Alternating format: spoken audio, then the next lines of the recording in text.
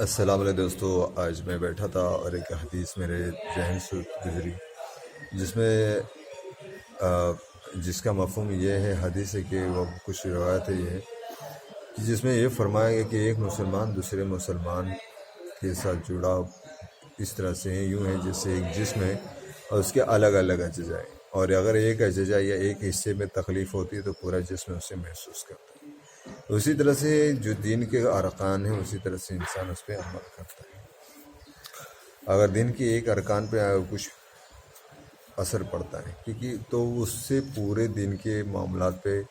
اثر پڑنے لگتا ہے، کیونکہ ہر مسلمان دین کے الگ الگ ارکان یا اس کے کسی ایک کام کو لے کر کے اس سے جڑا ہوتا ہے، اس سے وابستہ ہوتا ہے۔ تو وہ جب تکلیف میں ہوگا تو دین کے دوسرے امور یا دوسرے کاموں کی طرف بھی وہ دھیان نہیں دے پائے گا، جس کی وجہ سے دوسرے بھی دین کے معاملات کے طرف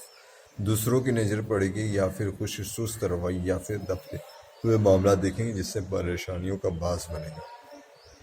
یہ بہت اہم بات ہے جسے دیکھنے اور سمجھنے کی بات ہوتی ہے۔ آپ سمجھ سکتے ہیں کہ کس طرف اشارہ کر رہا ہوں میں، کہ ایک دین کا ارکان دبے گا تو دوسرا بھی دین کا ارکان کس طرح سے دبے گا، اور ایک مسلمان جب تکلیف میں ہوگا تو پورے مسلمان بھی تکلیف محسوس کریں گے، ایمان والے۔ جس طرح سے محمد صلی اللہ علیہ وسلم کی قول ہے کہ اگر جسم کا ایک حصہ درد کرتا ہے تو پورا جسم اس کی تکلیف کو محسوس کرتا ہے۔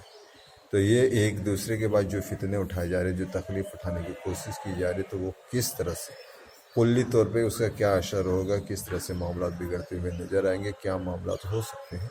وہ آپ کے ذہن کے اوپر منحصر کرتا ہے۔ امید ہے کہ میری بات آپ لوگوں کے سامنے پیش کرنے پہ آپ لوگوں کو میری بات سمجھ میں آ گئی۔ السلام علیکم۔